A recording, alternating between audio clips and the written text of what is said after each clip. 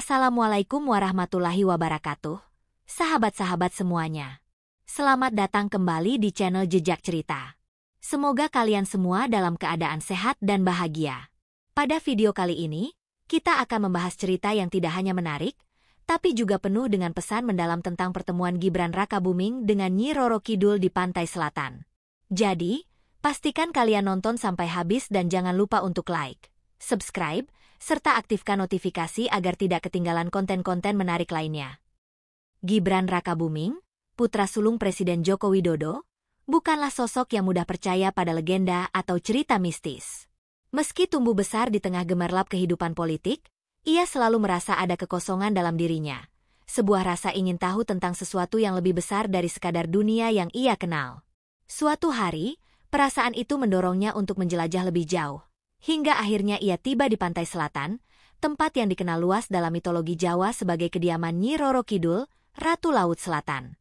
Gibran tidak tahu mengapa ia merasa tertarik untuk datang ke sana, hanya ada rasa yang menggerakkan hatinya untuk menyusuri garis pantai yang panjang itu. Sejak tiba, suasana di sekitar pantai Parangtritis terasa begitu berbeda. Angin yang berhembus tidak seperti angin biasa. Ia membawa aroma laut yang begitu tajam dan misterius. Langit tampak lebih gelap dari biasanya, meskipun matahari masih terlihat di kejauhan. Saya harus mencari jawaban, gumam Gibran pada dirinya sendiri. Ia menginjakkan kaki lebih dalam ke pasir, matanya menyapu lautan yang bergelora. Air laut yang memercikan buih-buih putih menambah kesan angker di tempat itu.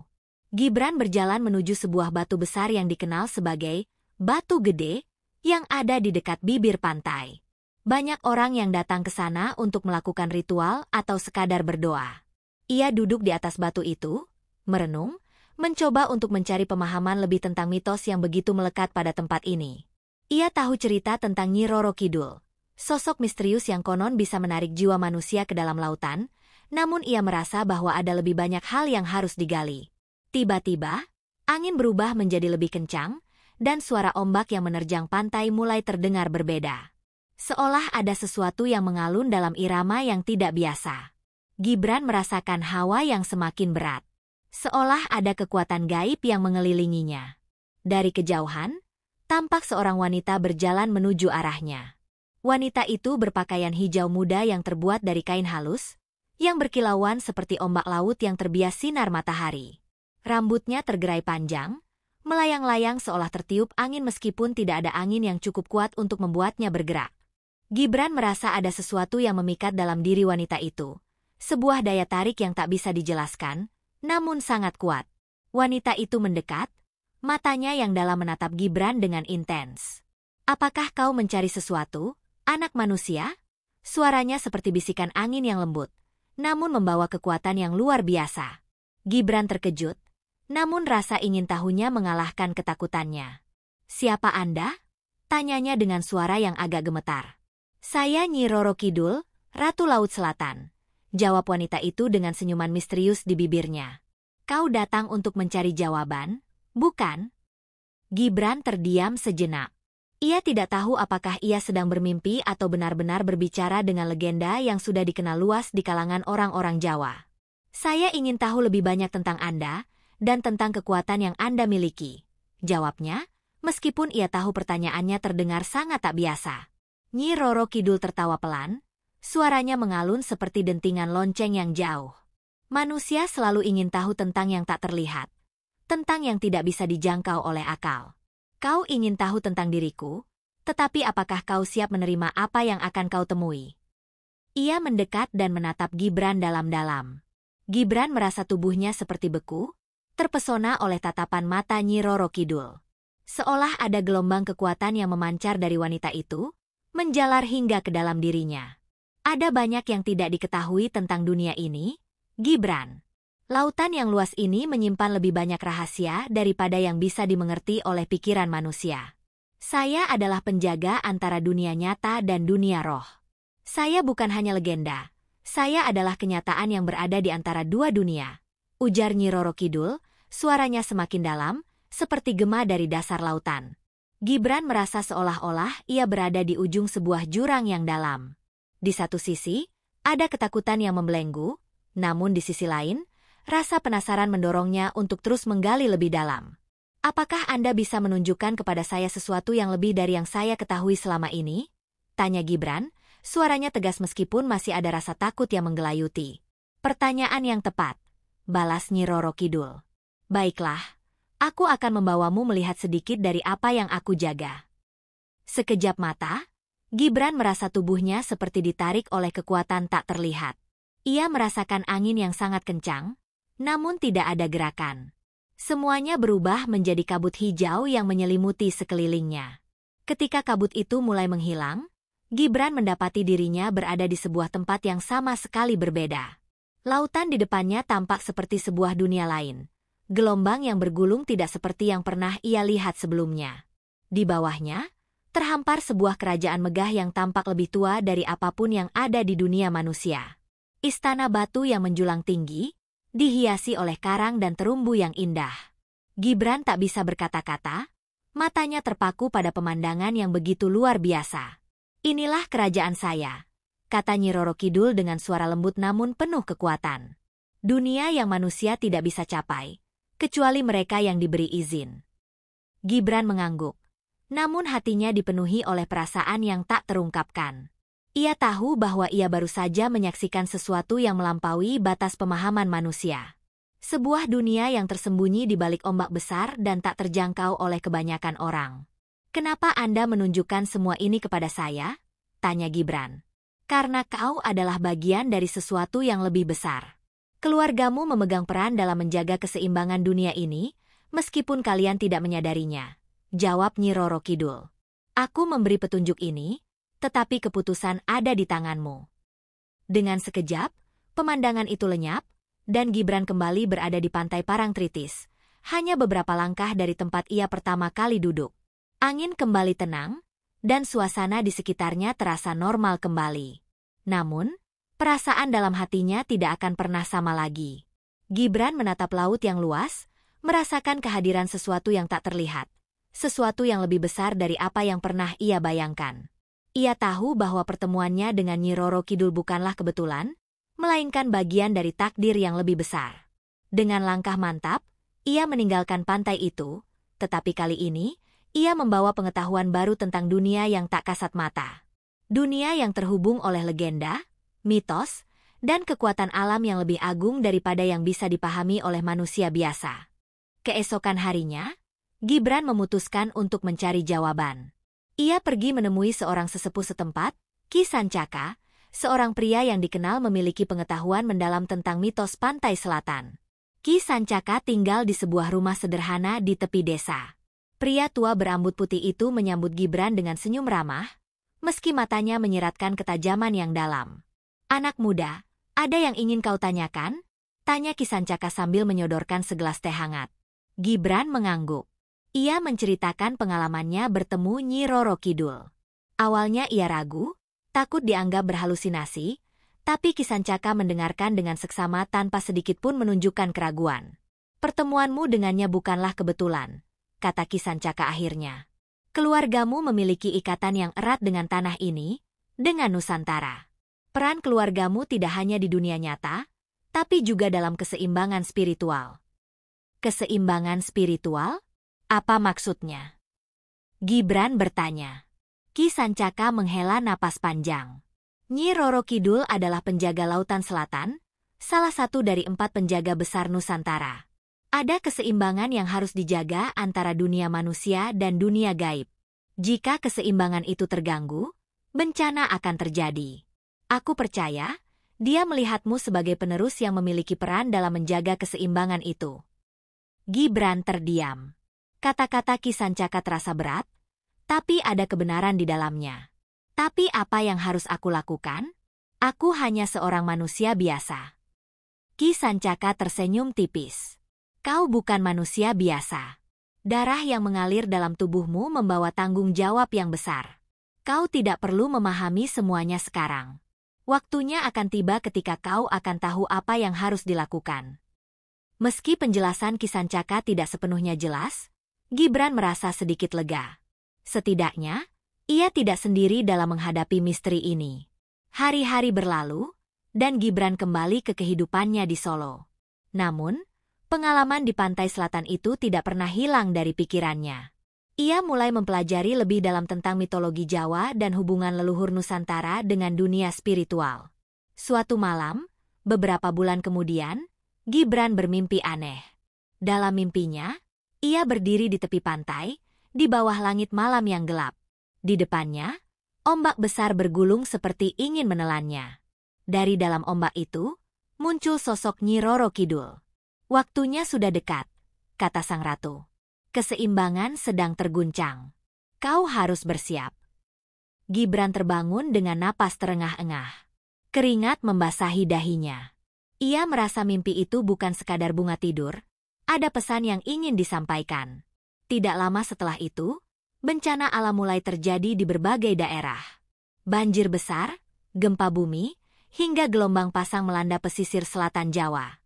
Gibran merasa ini ada hubungannya dengan peringatan yang diberikan oleh Nyi Roro Kidul. Ia kembali ke pantai selatan, kali ini dengan tekad untuk mencari tahu apa yang harus ia lakukan. Sesampainya di sana, ia melihat pemandangan yang lebih mencekam. Ombak besar menghempas tanpa henti, seolah alam sedang murka.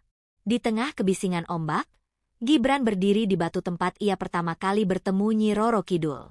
Ia memejamkan mata dan berdoa, memohon petunjuk. Tiba-tiba, angin berhenti, dan suasana menjadi hening. Di hadapannya, sosok Nyi Roro Kidul muncul kembali, kali ini dengan aura yang lebih kuat dan megah. "Gibran," kata sang ratu, suaranya tegas namun lembut. "Keseimbangan terganggu karena manusia telah melupakan batas.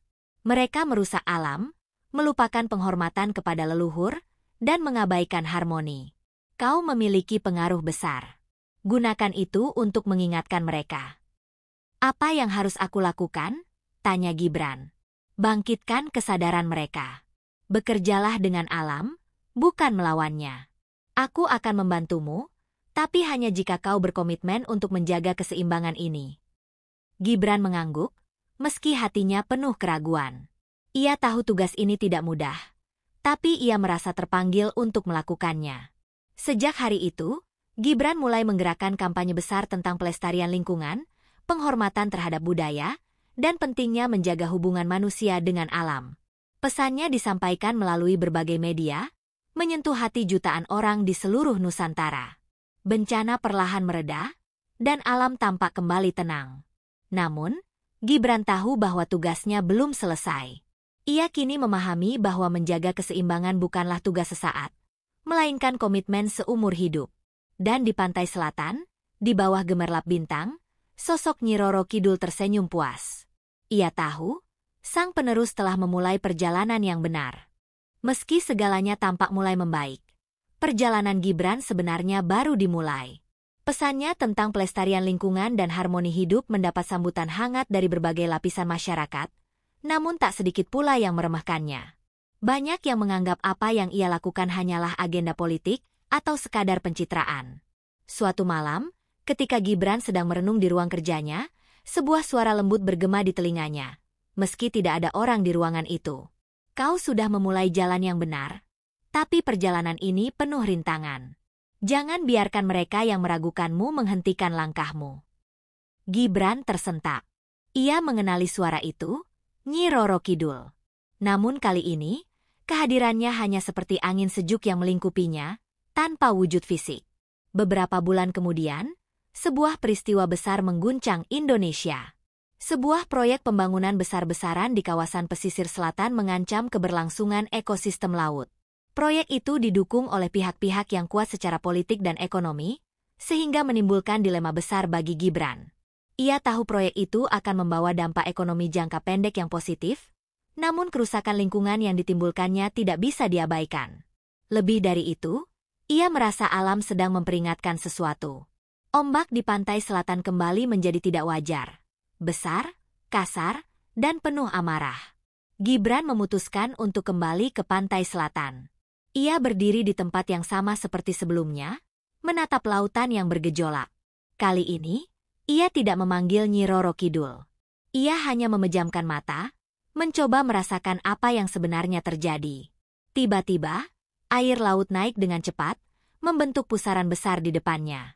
Dari dalam pusaran itu, Muncul Nyi Roro Kidul dengan ekspresi serius. Manusia telah melupakan batas mereka, kata Nyi Roro Kidul. Proyek ini bukan hanya ancaman bagi alam, tapi juga bagi keseimbangan dunia. Jika kau membiarkannya, bencana yang lebih besar akan datang. Tapi kekuatan mereka terlalu besar, jawab Gibran. Bagaimana aku bisa melawan sesuatu yang bahkan sulit untuk dihentikan? Kekuatan sejati bukan terletak pada kekerasan, tapi pada keteguhan hati dan kebenaran, jawab Nyi Roro Kidul. Gunakan suaramu, gunakan pengaruhmu. Kau lebih kuat daripada yang kau pikirkan. Gibran merasa ada kekuatan baru dalam dirinya.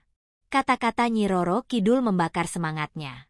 Ia memutuskan untuk mengambil risiko besar dengan bersuara lantang menentang proyek itu, meskipun tahu ia akan menghadapi banyak penolakan.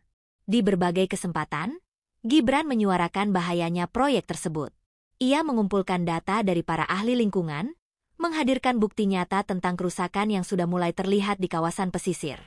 Ia bahkan bekerja sama dengan komunitas lokal untuk memperjuangkan hak mereka atas lingkungan yang sehat. Awalnya, perjuangannya tampak sia-sia. Para pendukung proyek itu melawannya dengan segala cara, termasuk menyebarkan rumor negatif tentang dirinya. Namun, lambat laun, dukungan publik mulai mengalir. Orang-orang mulai sadar bahwa apa yang Gibran perjuangkan bukan hanya tentang lingkungan, tapi juga tentang masa depan generasi mendatang. Puncaknya, sebuah aksi besar dilakukan di pantai selatan, melibatkan ribuan orang dari berbagai daerah. Mereka berkumpul untuk menyuarakan penolakan terhadap proyek tersebut, membawa pesan tentang pentingnya menjaga harmoni dengan alam. Aksi itu menjadi simbol kebangkitan masyarakat untuk melindungi lingkungan mereka. Di tengah kerumunan, Gibran berdiri tegak, menatap lautan yang kini tampak lebih tenang. Ia merasa seolah Nyi Roro Kidul ada di sana, mengawasinya, memberinya restu. Beberapa bulan kemudian, proyek itu akhirnya dihentikan. Keputusan itu tidak datang tanpa perjuangan keras. Tapi kemenangan itu menjadi bukti bahwa kebenaran dan keteguhan hati bisa mengalahkan kepentingan sesaat. Namun, Gibran tahu tugasnya belum selesai. Dunia ini penuh dengan tantangan yang terus berubah.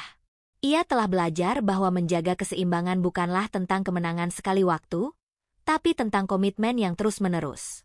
Di hatinya, ia merasa terhubung dengan sesuatu yang lebih besar, dengan leluhur, dengan tanah, dengan lautan, dan dengan semua yang ada di antara mereka. Dan setiap kali ia ragu, ia selalu ingat pesan Nyi Roro Kidul. Kekuatan sejati terletak pada keteguhan hati dan kebenaran. Sahabat Nusantara, kisah ini mengingatkan kita bahwa budaya dan legenda bukan hanya bagian dari masa lalu, tetapi juga cermin untuk masa depan. Nyi Roro Kidul bukan sekadar mitos, melainkan simbol hubungan manusia dengan alam, sebuah pengingat untuk menjaga harmoni di dunia ini. Terima kasih sudah menyaksikan hingga akhir. Jangan lupa untuk like, share, dan subscribe agar kami terus bisa menghadirkan cerita-cerita menarik lainnya. Tinggalkan komentar di bawah jika Anda punya pendapat atau pengalaman yang ingin dibagikan.